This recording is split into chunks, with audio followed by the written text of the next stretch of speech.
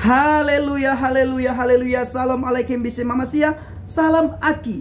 Aku kabarkan Injil keselamatan. Bapak Ibu kasih Tuhan, kesempatan siang hari ini saya kedatangan teman-teman untuk belajar bagaimana kita bisa melakukan penginjilan di lapangan, dan bagaimana kita bisa interaksi dengan teman-teman kita yang lain iman dengan kita, dan bagaimana kita menjadi sahabat bagi semua orang. Bukan saja dengan orang seiman, dengan orang gereja, dengan orang yang satu organisasi, bahkan dengan orang yang lain agama dan bangsa, negara dan suku. Maka dari itu Bapak Ibu, sebelum saya menjelaskan dan sebelum saya menceritakan apa sih yang kami pelajari tadi, kami terlebih dahulu ingin menyanyikan puji-pujian bergirang-girang di hadapan Tuhan. Silakan disimak Bapak Ibu baik-baik agar menjadi berkat bagi kita semua. Haleluya. Sungguh ku bangga Bapa.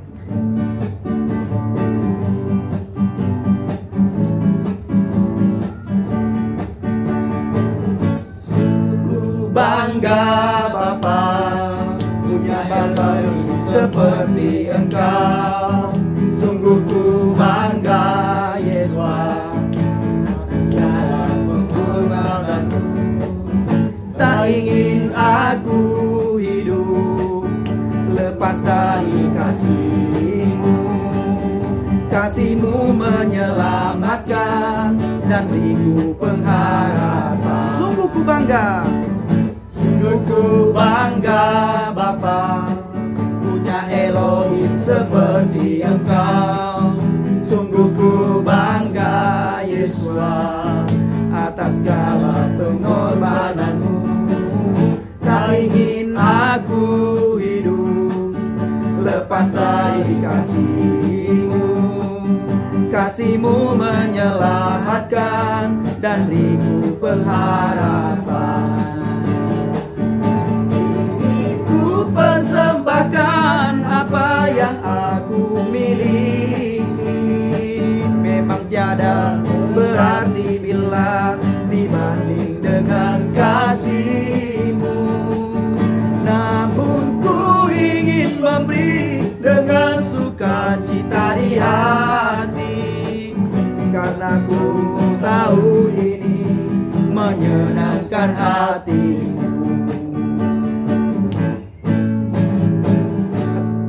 Hatiku rindu Tuhan, rindu melayani. Ku berikan hanya padamu. Jiwaku rindu Tuhan, jiwaku rindu Tuhan, selalu dalam hadirat-Mu. Agar hidupku Tuhan layak di hadapan-Mu. ku puji. Ku pujilah nama Tuhan. Ku sembah, ku muliakan. Amin. Bunyikanlah gambus-Mu. Menari,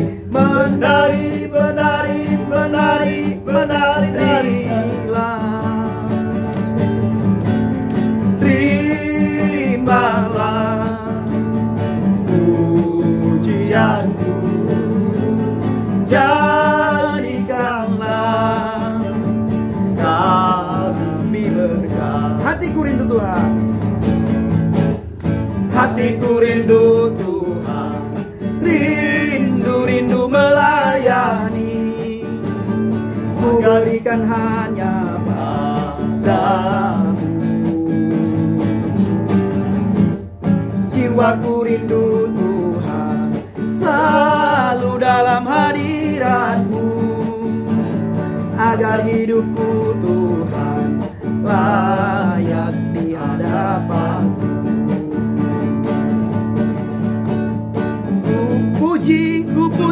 Ku pujilah nama Tuhan. Ku sembah, ku muliakan.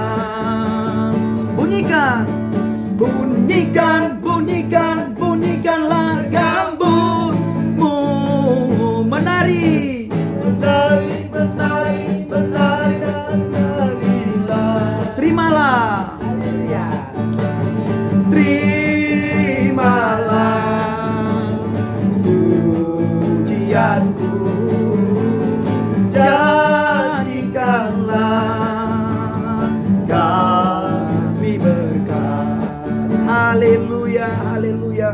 Bapak Ibu yang kasih Tuhan, itulah pujian kita tadi Bapak Ibu.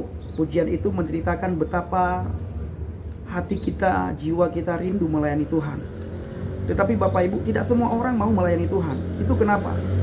Kan tidak semua orang mau berkorban buat pekerjaan Tuhan. Tidak semua orang mau berkorban buat pelayanan. Berkorban di sini Bapak Ibu bukan saja dalam hal materi, tetapi yang lebih penting adalah bagaimana kita berkorban waktu, berkorban jiwa kita, berkorban hati kita untuk kita melakukan penginjilan, memberitakan kabar baik kepada setiap orang. Ingat Bapak Ibu, saya selalu mengatakan bahwa kita tidak membawa agama ke tiap orang. Kita tidak menceritakan bagaimana agama Kristen, tetapi bagaimana kita ceritakan pengalaman pribadi kita dengan Elohim, dengan Tuhan. Siapa itu Tuhan? Who is the Jesus? Man huwa Yeshua? Dan apa itu kabar baik? Apa itu Injil? Kenapa ini saya ulang-ulang Bapak Ibu? Karena Bapak Ibu yang kasih Tuhan, kami tadi belajar bahwa dari zaman dulu kala, dari zaman purba Bapak Ibu sampai zaman now 2020, pertanyaan orang Kedar, orang seberang, itu saja Bapak Ibu. Itu saja pertanyaan mereka. Walaupun kita pun menjawab itu juga jawaban kita, tetap mereka tidak akan tidak akan memahami, tidak akan mengerti. Mereka berpikir bahwa agama mereka lah yang paling sempurna, iman mereka lah yang paling benar, bahkan kitab suci mereka lah kitab yang paling sempurna di antara kitab-kitab manapun. Tadi kami belajar Bapak Ibu dan saya ajarkan teman-teman bagaimana kita menghadapi orang-orang yang seperti ini. Mereka selalu mengatakan bahwa Al-Quran ini kitab yang menyempurnakan kitab-kitab sebelumnya. Bahkan di video saya tadi Bapak Ibu, saya membaca salah satu komentar mengatakan bahwa sejak Al-Quran ini diturunkan dan Al-Quran ini ada, bahwa inilah kitab yang menyempurnakan kitab-kitab sebelumnya. Lalu bagaimana sih kita menjawab hal ini Bapak Ibu? Saya ceritakan kepada mereka tadi, saya ajarkan bahwa cara kita menjawab kembali ke Bible. Itu pertama. Yang kedua Bapak Ibu, kembalilah ke Al-Quran, kitab suci mereka. Atau yang pertama kita kembali ke kitab suci mereka, sehingga tidak menurut katanya, tidak menurut pengkhotbah, tidak menurut penceramah, tidak menurut ustadz, dan tidak menurut orang yang berpidato, tetapi menurut Al-Quran. Yang kedua Bapak Ibu, kita menjawab tidak menurut kata pendeta, tidak menurut kata penginjil, kita tidak menurut kata gereja, tetapi menurut kata firman. Karena segala sesuatu adalah dasar kebenaran, itulah firman Tuhan. Kalau kita Bapak Ibu, dasar kebenaran kita adalah firman Tuhan ataupun Bible. Kalau orang seberang Bapak Ibu, dua hal dasar kebenaran mereka itu dipegang pada dua hal. Yang pertama pada Al-Quran, yang kedua pada hadis, perkataannya Rasulullah Muhammad SAW. Kalau kita Bapak Ibu cukup pada kata Tuhan, bukan apa kata pendeta, apa kata rabi-rabi, ataupun kata penginjil, kata hamba Tuhan, tetapi cukup dengan kata Tuhan. Apakah Tuhan mengajarkan kita begini? Kalau tidak mengajarkan, kita jangan lakukan. Kenapa Bapak Ibu? Karena kebenaran yang sejati itu adalah berada di dalam tangan Tuhan, di dalam firman Tuhan Bapak Ibu. Maka dari itu sering beredar di lapangan, sering beredar dimanapun Bapak Ibu, yang katanya orang-orang adalah positive thinking. Berpikirlah positif. Kalau saya Bapak Ibu, kita berpikir positif, positif menurut firman Tuhan, bukan positif menurut pemikiran kita. Karena positif menurut pemikiran kita belum tentu positif menurut pemikiran Tuhan. Maka dari itu Bapak Ibu, segala sesuatu kita umat Kristen, umat Nasrani, kembali ke Bible, back to Bible, back terhadap perkataannya Elohim, perkataannya Tuhan Yesus. Bapak Ibu dikasih Tuhan, mereka selalu mengatakan sebagaimana saya katakan tadi, bahwa Al-Quran ini ada menyempurnakan kitab-kitab sebelumnya. Benarkah demikian? Seandainya seperti itu Bapak Ibu, bagaimana kata Al-Quran dalam sebuah ayat dalam surat Al-Baqarah ayat 4, di situ dikatakan, berimanlah kepada kitab, dalam kurung dibuat Al-Quran, yang telah diturunkan kepadamu dan kitab-kitab yang telah diturunkan sebelummu. Yang kedua dalam surat Ali Imran, di situ dikatakan, dia menurunkan Alkitab, dalam kurung Al-Quran, kepadamu dengan sebenarnya, membenarkan kitab yang telah diturunkan sebelumnya, dan menurunkan Taurat dan Injil. Nah, Bapak Ibu, seandainya Al-Quran ini adalah kitab penyempurna sebelum kitab sebelumnya, kenapa Al-Quran menulis begini?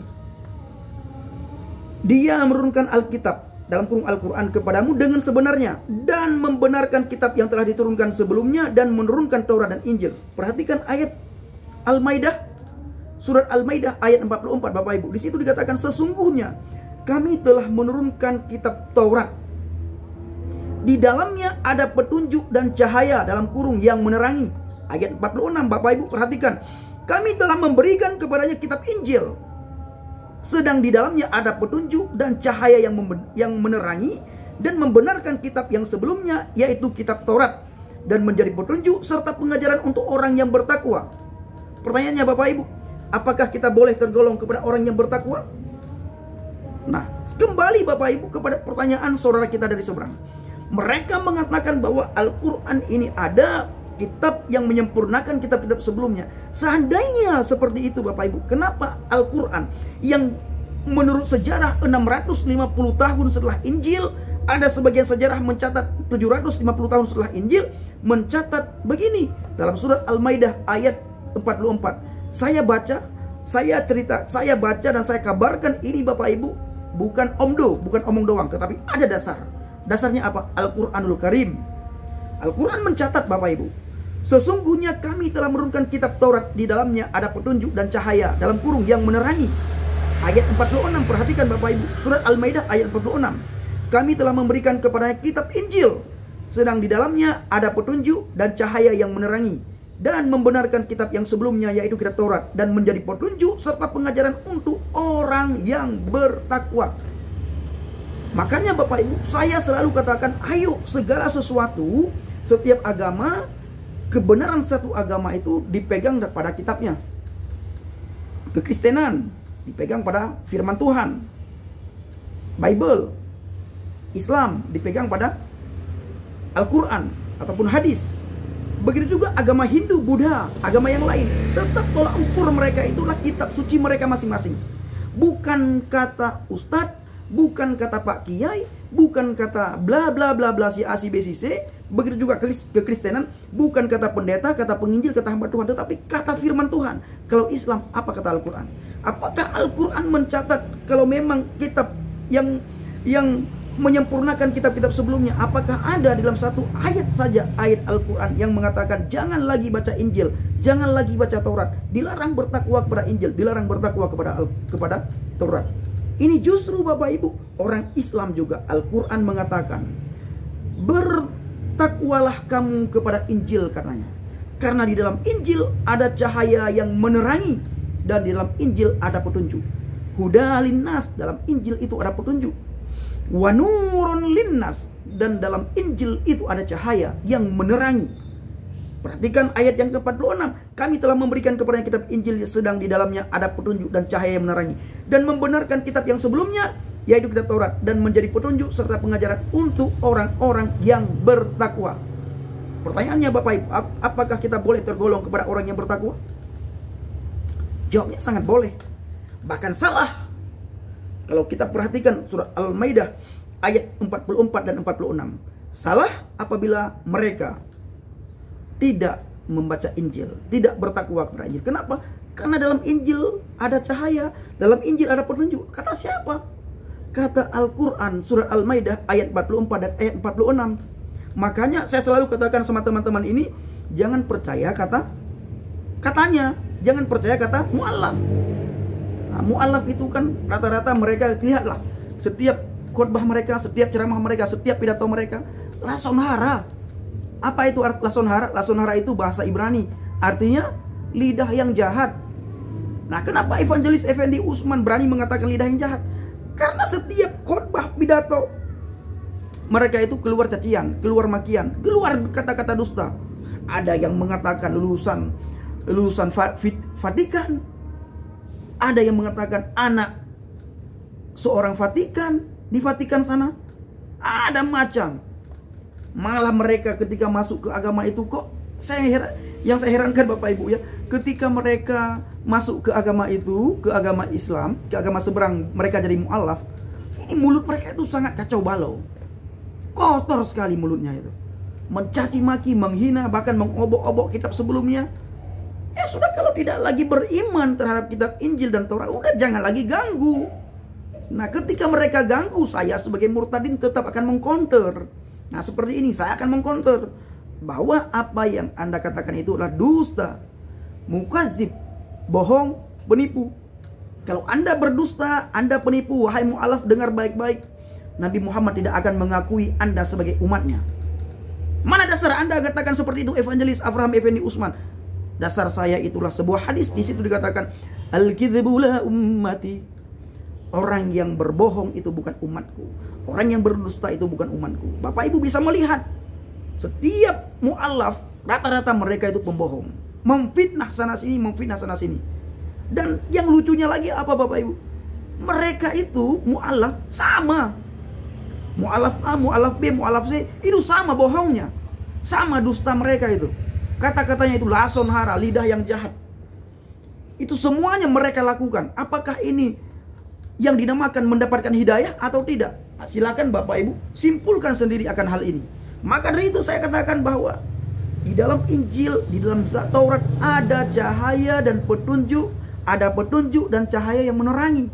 Di video saya berikutnya yang lalu saya sudah katakan, petunjuk bagi orang yang bertakwa itu adalah Injil Yohanes 14 ayat 6. Akulah jalan anatorik, akulah jalan wal haq wal hayah. Akulah jalan kebenaran dan hidup. La ahadan yadhhabu ilal abi ilal bi. Tidak ada seorang pun yang datang kepada Bapa kalau tidak melalui aku. Ini petunjuk. Lalu cahaya, apa itu cahaya? Yesus berkata, Yesua HaMasyiah berkata, Ana nurun, akulah terang dunia, akulah cahaya. Itu kata Yesus dalam kitab Injil. Maka dari itu Bapak Ibu, jangan percaya terhadap katanya. Kata si A, kata si B, kata si C. Lihat, perhatikan baik-baik kata Al-Quran. Al-Quran menjelaskan, menerangkankah bahwa ketika Al-Quran ini diturunkan, jangan lagi baca kitab Injil, jangan lagi baca Taurat, jangan lagi baca Zabur. Ini enggak. Malah di situ dikatakan bahwa orang yang bertakwa adalah orang yang percaya kepada Taurat dan Injil. Lalu ayat berikutnya Bapak Ibu perhatikan. Nah, di sini ya jelas sekali bahwa Taurat, Injil adalah petunjuk dan pengajaran bagi orang yang bertakwa. Sampai sekarang ini Bapak Ibu, adakah orang yang bertakwa? Ada. Siapa? Orang yang percaya kepada Taurat dan Injil. Malah sudah saya jelaskan tadi, sampai sekarang belum ada ayat dalam Al-Quran yang melarang manusia untuk membaca Taurat dan Injil. Itu tidak ada. Jadi Taurat dan Injil adalah untuk orang yang bertakwa sampai sekarang ini. Perhatikan ayat lagi Bapak Ibu. Dalam surat Al-Maidah ayat 68. Di situ dikatakan, hai ahli kitab, kamu tidak dipandang beragama sedikit pun hingga kamu menegakkan ajaran Taurat, Injil dan Al-Quran. Di sini dikatakan yang diturunkan kepadamu dari Tuhanmu. Perhatikan saudaraku, tidak dipandang beragama sedikit pun oleh Tuhan kalau tidak menegakkan ajaran-ajaran Taurat, Injil dan Al-Quran. Ini kitab suci mereka, bukan kitab sucinya kita. Kamu tidak dipandang beragama sedikit pun kalau tidak menegakkan Taurat dan Injil. Artinya apa? Betapa pentingnya Taurat dan Injil, sehingga Al-Quran saja mengatakan kamu tidak dipandang beragama ya kalau kamu tidak menegakkan Taurat dan Injil. Lalu muncul para mu'alaf-mu'alaf yang sok tahu banget. Mereka mengatakan Injil sudah dipalsukan. Mereka mengatakan jangan lagi baca Injil. Mereka mengatakan Al-Quran menyempurna kitab-kitab sebelumnya. Nah ini yang selanjutnya Bapak Ibu perhatikan, banyak sekali ayat dalam surah Al-Baqarah ayat 121. Orang yang telah kami berikan Alkitab kepadanya. Ini kata Al-Quran, bukan kata saya. Mereka membaca dengan bacaan yang sebenarnya. Mereka itu beriman kepadanya. Ini orang Kristen, ini khusus kepada orang Kristen Nasrani. Kata Al-Quran dalam surat Al-Baqarah ayat 121. Mereka itu beriman kepadanya, dan barang siapa yang ingkar kepadanya, kata Al-Quran dalam surat Al-Baqarah ayat 121, maka mereka itulah termasuk orang-orang yang rugi. Fahum khasirun, maka mereka termasuk orang yang rugi. Jadi Alkitab ini diturunkan kepada orang Nasrani, kata Al-Quran, dan mereka membaca dengan sebenarnya. Dan apabila mereka berpaling daripada Alkitab, kata Al-Quran, bukan kata saya ya, bukan kata evangelis, bukan kata mu'alaf, tapi kata Al-Quran. Dan apabila mereka berpaling daripada Alkitab, fahum khasirun, maka mereka termasuk orang yang rugi Bapak Ibu. Maka rugilah para mu'alaf yang sudah tidak lagi bertakwa dan beriman kepada Zabur, Torah dan Injil. Nah, ini Bapak Ibu. Lalu surat Yunus, satu lagi saya baca. Surat Yunus ayat 94. Bunyinya begini Bapak Ibu, dan saya tidak akan bacakan dalam Biloghah al-Arabiyah. Saya tidak baca dalam bahasa Arab, tapi saya langsung baca dalam bahasa Indonesia. Di situ diartikan, arti dalam bahasa Indonesia begini. Maka jika kamu Muhammad berada dalam keraguan-raguan tentang apa yang kami turunkan kepadamu, maka tanyakanlah kepada orang-orang yang membaca kitab sebelummu. Kitab sebelum kamu adalah apa Bapak Ibu? Taurat, Zabur, dan Injil. Nah, ayat ini membuktikan betapa pentingnya kitab sebelumnya. Nabi Muhammad saja kata Allah, kalau kamu ragu-ragu berada dalam keraguan-raguan, wahai Muhammad, bertanyalah kepada ahli kitab, kepada kitab sebelummu. Semua orang tahu kitab sebelumnya yaitu kitab Taurat, kitab Zabur, Taurat, dan Injil. Betapa penting kitabnya Bapak Ibu. Sehingga Allah juga perintahkan Nabi Muhammad, kalau ragu-ragu tanya kepada ahli kitab. Lalu kita melihat Bapak Ibu, kalau kita perhatikan, apakah Nabi Muhammad pernah bertanya kepada ahli kitab? Pernah Bapak Ibu. Ketika Nabi Muhammad suatu malam bermimpi, ketika dia bermimpi, dia ceritakan mimpinya itu kepada istri pertamanya, yaitu Khadijah.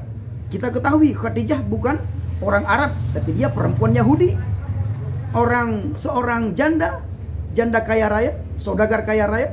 Nah, Khadijah ini punya seorang paman namanya Naufal bin Warakah. Naufal bin Warakah ini adalah seorang pendeta, bukan seorang kiai, seorang ustadz, tapi seorang pendeta. Nah, setiap mimpi yang dialami oleh Nabi Muhammad, dia selalu bertanya kepada Warakah. Nah, maka dari itu Bapak Ibu yang dikasihi Tuhan, jangan terlalu percaya kepada mu'alaf yang sok tahu banget, dan kepada orang-orang yang sok nyinyir terhadap kekristenan. Begitu juga terhadap orang-orang yang suka mencaci maki dan menghina di kolom komentar saya. Ya, kalau memang menurut kalian benar, ya bicaralah sesuai fakta, bukan omong doang, bukan katanya, bukan kata si A, kata si B, kata si C, tapi kata Al-Quran. Apa kata Al-Quran terhadap Injil? Apa kata Al-Quran terhadap Taurat? Bukan terhadap katanya, kata si A, kata si B, kata si C. Kami tidak percaya seperti itu. Harus, kalau bicara itu harus ada bukti, sehingga tidak omdo. Nah, kenapa? Kalau bicara tidak ada bukti Bapak Ibu, itu namanya fitnah. Dalam sebuah hadis dikatakan al-fitnatu asyaddu minal qatli. Fitnah itu lebih kejam dari pembunuhan. Ini Bapak Ibu yang bisa saya sampaikan, lebih dan kurang saya mohon maaf kepada Bapak Yahweh Bishem Adonai Yeshua HaMashiach. Saya mohon ampunan.